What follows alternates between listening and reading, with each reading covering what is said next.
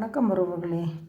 சிவப்பு சோளம் கழுவி காய போட்டு சுத்தம் பண்ணி எடுத்து வச்சுருக்கேன். எப்பவுமே தானியத்தையெல்லாம் சேல்ஸுக்கு வச்சுருக்கிறதுனால களைஞ்சி காய போட்டு வச்சுருவேன் தண்ணியில். இப்போ இதையே வணக்கம் உறவுகளே, சிவப்பு சோளம் சாதத்துக்காக எடுத்து வச்சுருக்கிறேன்.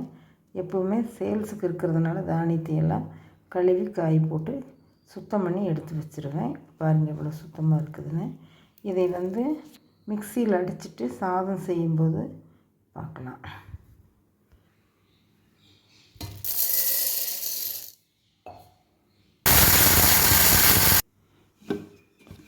சோளம் நல்லா அரைபட்டுச்சு.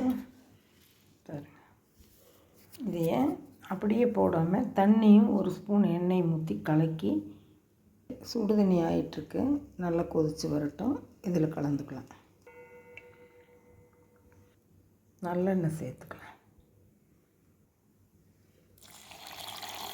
தண்ணி சேர்த்துக்கலாம். கலந்து சுடு தண்ணியில் சேர்க்கும்போது காய்க்கிறேன்.